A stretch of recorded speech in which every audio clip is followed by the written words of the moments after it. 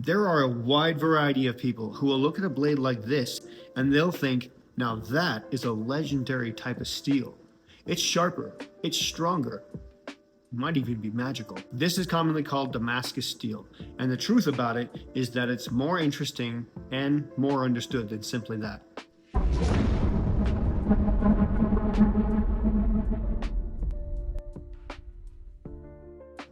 My name is Trevor Barrett, and I am a bladesmith of 10 years. I'm a Forged and Fire champion, and I do this as my full-time profession. Make sure you like and subscribe if you want to hear more things like this. Here's the details. In this video, I'm going to break down what Damascus steel is, what Damascus steel isn't, and how it performs against high-carbon monosteel blades. Now, when many people hear Damascus steel, they think that it's some type of a magical, legendary super steel. Sharper, stronger, better, faster. Daft Punk is something ancient, something mysterious, something that we have lost the ability to make, even with our modern techniques. Now, visually speaking, I can understand why a lot of people will feel that way, because it's striking. Even a simple Damascus steel can be a beautiful thing that inspires people. However, the problem is that Damascus steel is just simply misunderstood. It just isn't a magical steel. Damascus is not a type of steel. In reality, it's more of a process. 1095, ADTRV2, other steels just like that. These are more alloys that you'll find that are types, specific built with specific elements. But Damascus steel is a process where the steel composition could be a wide variety of things depending on the maker who made it. Think about the history of Damascus, bearing in mind that I'm not a historian, but here's what is commonly accepted. The original Damascus dates back to a long time ago, and often it's associated with the Middle East. Blades then were made from wootz steel, which originated from places like India. These blades gained a reputation for being incredibly sharp, incredibly durable, and having a striking wave and organic-like appearance because of the wootz that they were made from. But here's where things start to get a little bit misunderstood. There's a lot of people who think that Damascus steel was made in Damascus. That name likely came from where they were traded or sold, probably not from where they were made. So imagine someone who says, I have a Damascus blade. In other words, I have a blade from Damascus. Oh, we know those blades. Those blades from Damascus, they're strong, they're sharp. And for the time, they made a high quality, high carbon steel compared to the various other tools that they may have had at their disposal at the time. So then really, it's no wonder that the blades got such a strong reputation. Which brings us to another misconception, that somehow we've lost the formula to make Damascus steel, and that no matter what we do today in modern times, we can't replicate it. But that is simply not true.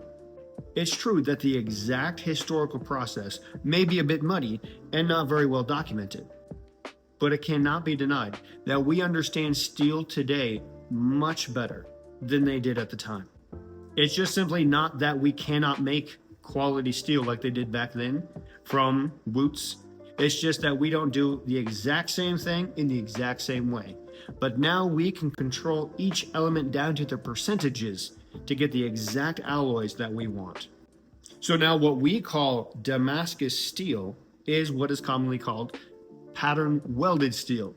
This is made by stacking at least two different types of steel together, forge welding them together, and then manipulating the pattern by stacking, twisting, whatever the case is, whatever effect that you're looking for, in order to make the end result of what we see today. Which is very interesting, because with wootz, it becomes just an integral part that happens in an organic, somewhat unable to manipulate kind of way. But for us, when we're making pattern welded steel, each step is intentional, and a skilled smith can make a beautiful intentional pattern, a design even. So then you might ask, well then why do we call it Damascus if it's just simply not the same thing? And that's a very good question. And this is a hot topic in the bladesmithing community, at least for those looking at the bladesmithing community.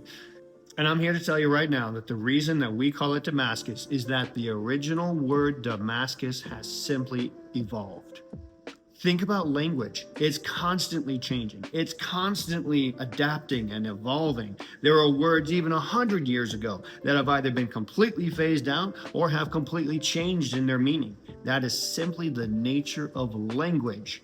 So now when someone says Damascus steel, they're usually meaning layered, pattern-welded steel with visible patterns. And the truth is that in the bladesmithing community, that is just acceptable terminology. It's not claiming that we're making ancient steel in ancient ways and just the same type of thing that they made back then. It is about carrying on the craft and adapting. And you know what's crazy is people still make wootz. There's plenty of creators all over the place that are making wootz steel. So it hasn't even been lost. It's still thriving in the bladesmithing community. So if you hear someone who says, well, that's not real Damascus, they are simply an individual who is unfamiliar with the modern terminology in bladesmithing. So now you might have questions about how the pattern develops. Here it is. You mix two or more types of steel together and you manipulate the layers in certain ways, depending on what effect that you're looking for. And then you're actually corroding that in acid. The reason is because typically you'll do it with two different types of steel that resist the acid in two different types of ways. One will etch faster, one will etch slower. And that's what causes that pattern. It's not just a surface look, it's actually something that permeates the entire blade. It is the very composition of the blade itself. So then how does it stack up as regards the performance of the blade? Mono steel, high carbon, and Damascus steel. Bear in mind that this is a very simple explanation and that there are a lot of different techniques and methods and a lot of different things that different smiths will do. But overall, the performance will be equal or very, very similar because it all comes down to steel composition, heat treat, and edge geometry. It is not just about whether or not the blade has layers in it. If the heat treat is good, if it is strong and flexible, if the blade is made out of, for example, 1095 and 15N20, it will perform equal or very similar to a blade made out of 1095. Likewise, if it's a blade made out of 80CRV2 combined with 15N20, it will perform very similarly to a blade made out of 15N20 or 80CRV2.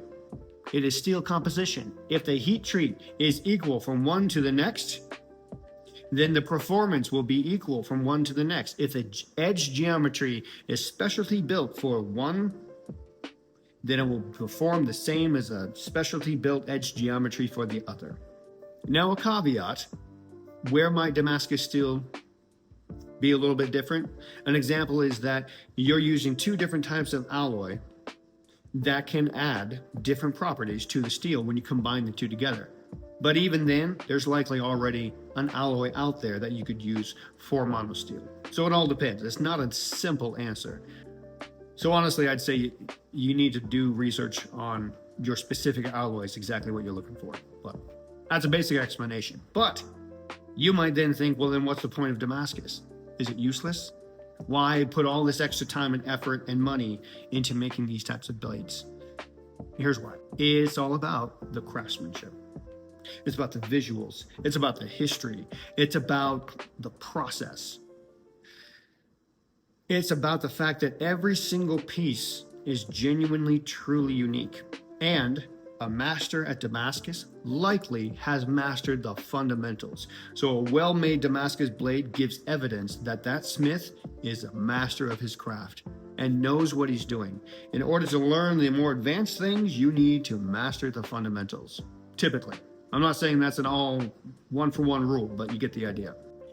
Damascus makes a truly unique blade and very likely echoes the skill of the smith who's making it. And as a smith myself who regularly makes and works with Damascus steel, that's the appeal. Again, it's about the craft. It's about the work, the history. That's what draws me to it. And then being able to make something with intention, a pattern that calls to a certain person, twist Damascus, a raindrop Damascus, a ladder Damascus, and then more complicated ones like a feather Damascus. These things can speak to someone that a monosteel blade may not, but it all depends. And the process of the heat, the forge, the fire, the anvil, the hammer, I'm all about it.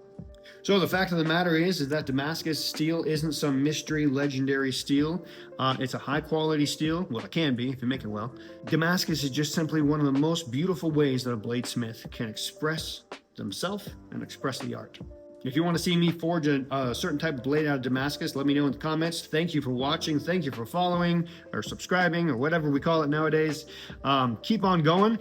Tell me, what do you think? Do you agree with what I said? Or do you think the Damascus steel is better? Do you agree with me on the terminology and the vernacular? Let me know.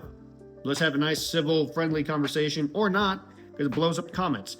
Let's talk about it in the comments. Thank you. Subscribe. See you in the next video. Let me know also what you would like me to do. I don't know why I'm talking so fast, and here we go.